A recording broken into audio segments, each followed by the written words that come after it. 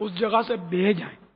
خالی پانی والا ہاتھ مسل لینے سے، پانی چپڑ لینے سے وضو نہیں ہوتا، بہنا چاہیے. تو دو دو قطرے بھی بہ گئے تو وہ بہنا کہلائے گا. تو ایک بار میں تو یوں 3 بار دھونا ہے نا، 3 بار دھونا سنت ہے. کم از کم ایک بار، یعنی کہ اگر دو دو قطرے بہ گئے تو فرض ادا ہو جائے گا. تو اس طرح منہ عام طور پہ نہیں دھوتے. میں نے بہت لوگوں کو دیکھا ہے اتنی جلدی وضو کرتے ہیں، آتے اول تو لیٹ ہیں. مسجد میں وضو خانہ ذرا لمیٹیڈ ہوتا ہے، اور ویسے رمضانوں میں تو بھیڑ بھی زیادہ ہوتی ہے، تو لائن لگی رہتی ہے. کئی آدمی اوپر جان پہ کھڑے ہوتے ہیں اور ان کو بھی عموماً مسائل کا پتہ نہیں ہوتا، اس لیے وہ جلدی مچاتے ہیں، بھائی جلدی کرو. بلکہ وہ نہ بھی بولیں تو بعضوں کا وہ ایسا عمر اور اس کا حلیہ ہوتا ہے کہ وضو کرنے والا اگر نوجوان ہے تو ویسے وہ ترچھی آنکھ سے دیکھتا ہے تو اس کو خوف آتا ہے یہ ابھی کچھ بولے گا میرے کو. تو یہ بولے اس سے پہلے وہ ٹھک ٹھک کر کے آدھی منٹ میں وہ پانی مسل کے کھڑا ہو جاتا ہے. آدھی منٹ میں نے مبالغہ کیا، واقعی 1 آدھ منٹ میں لوگ وضو کر لیتے. تو کیا اس نے مسواک کی تو کیا کلیاں کی تو کیا ناک میں پانی چڑھایا.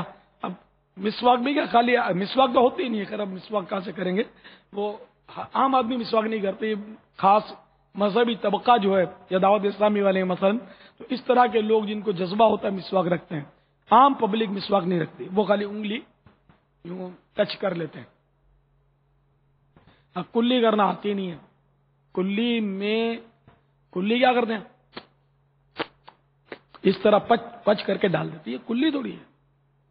کلی میں تو یہ منہ کے اندر کا جتنا بھی حصہ ہے نا، اس کی ہر گوشت، پرزے، کونے، کھانچے، ہر جگہ پانی بہ جانا چاہیے.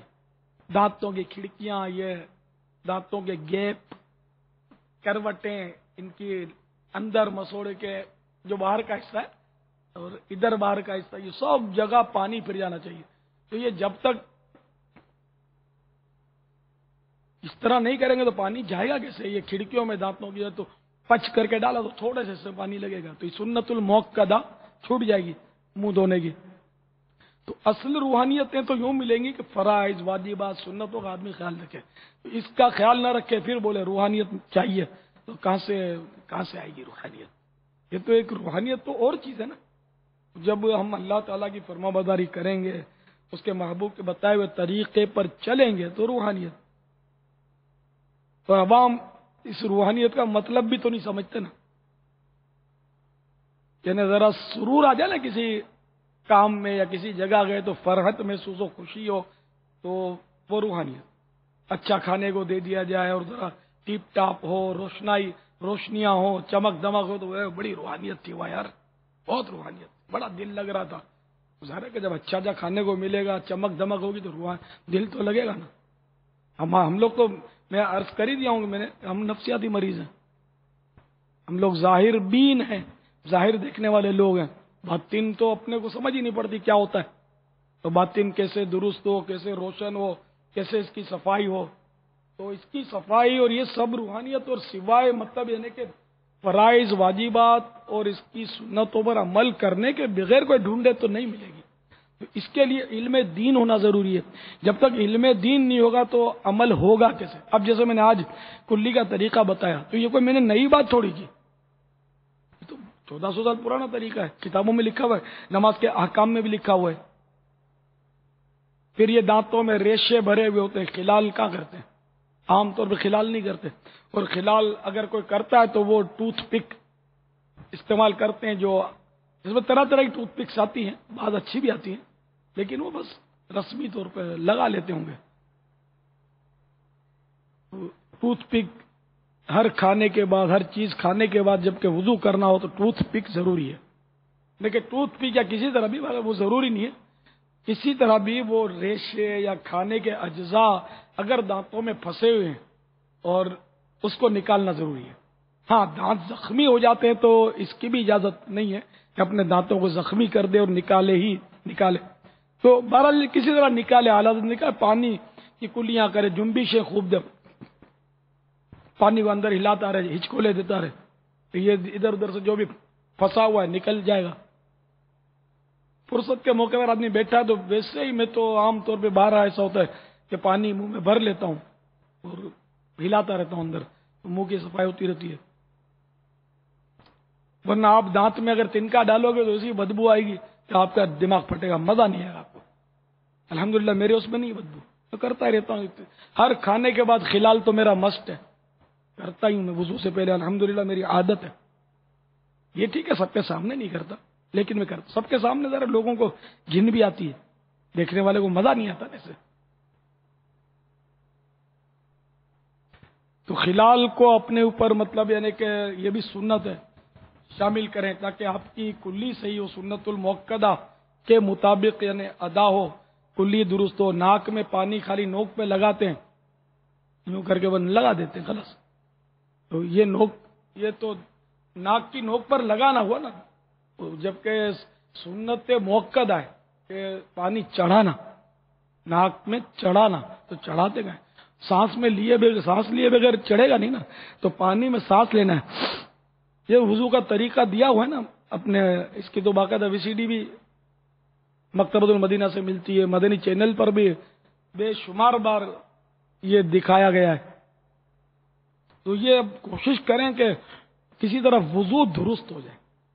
ہاں روزے میں احتیاط کرنی ہے.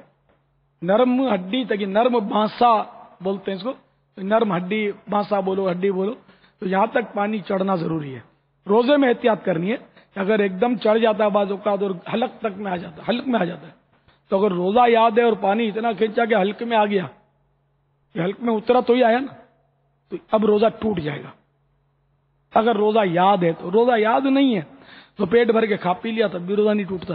یہ اللہ کی ہم پر عنایت ہے کہ اتنی سہولت رکھی ہے رب تعالی نے کہ بھول سے کھانے پینے جمع کرنے سے روزہ نہیں جاتا. وضو درست کریں، نماز درست کریں، اپنی قراءت درست کریں، قرآن پاک صحیح پڑھنا سیکھیں. درست پڑھیں گے تو وہ اللہ کا کلام کہلائے گا. اگر وہ ہم سیکھیں گے نہیں، اس کو کوشش ہی نہیں کریں گے، اور سین کا شین کا سین اور جیم کا زا اور کیا کیا پڑھتے ہیں، تو اس طرح تو وہ پھر منزل من اللہ نہ ہوا. اللہ کی طرف سے نازل کردہ جو کلام ہے جس کے مخارج متعین ہیں، تو وہی پڑھیں گے تب تو یہ قرآن کہلائے گا نا، ورنہ کچھ اور ہو جائے گا. حقیقت میں وہ قرآن یا حقیقت میں اللہ تعالیٰ کی طرف سے نازل کردہ وہ آیتیں نہیں رہیں گی، تو پھر آپ روحانیت لاؤ گے کہاں سے؟ روحانیت کو اس کو تھوڑی بولتے کہ ہاتھ بڑا ہے، اس ہاتھ میں سیب آ گیا، اس ہاتھ میں بڑا تو موسم آ گئی، بھائی بڑی روحانیت ہے. تو یہ تو مطلب شعبدے بازیاں بھی ہوتی ہیں.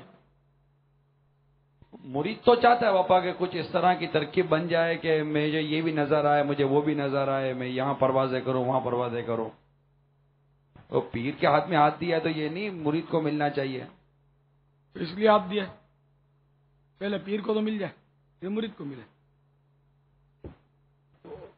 اس لیے اگر اسی لیے مرید بنتا ہے تو اس نے بہت بڑی بھول کھائی ہے. بڑی بڑی جو بھولیں کرتے نا اس کی لسٹ میں اس کا نام ڈال دو. اگر اس لیے اس نے کیا کہ وہ میں یوں کروں تو یوں ہو جائے، یوں کروں تو یوں ہو جائے، تو یہ تو ایسا نہیں ہوتا کچھ نظر آنا شروع ہو جائے، جو ابھی جو نظر آ رہا ہے اس سے ہٹ کر کچھ نظر آوے، اوپر نظر کریں آسمان کی طرف تو کچھ نظر کہیں اور نکل جائے. آسمان میں آر پار نظر آ جائے. کچھ ایسا نہیں ہے نہ چوتھے آسمان پہ سورج ہے یار، یہ سب کو نظر آتا ہے. تو تین دن آسمان پار کر کے دکھتا ہے اپنے کو. تو مرید نہیں تو اس کو بھی سورج نظر آ رہا ہے نا، سورج سے کچھ آگے نظر نہیں آ رہا. نہیں تو آپ تو آسمان کے پار بولتے، میں نے چوتھے آسمان کا دکھا دیا نا آپ کو، بغیر کرامت کے دکھا دیا، سب کو نظر آتا ہے.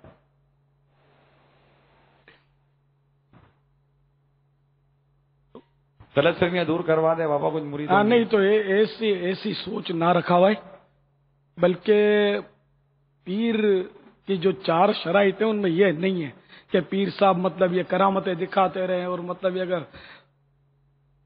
کرشمے دکھاتے رہے مطلب حساب کتاب ہوتا رہے. پیر کی 4 شرطیں، وہ صحیح العقیدہ سنی ہو،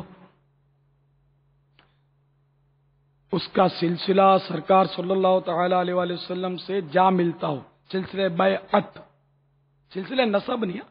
سید ضروری نہیں ہے، بلکہ ہر سید پیر بن بھی نہیں سکتا. سید کے لیے بھی وہ شرطیں 4 شرطیں وہی ہیں. جو میں عرض کر رہا ہوں، تو وہ سلسلے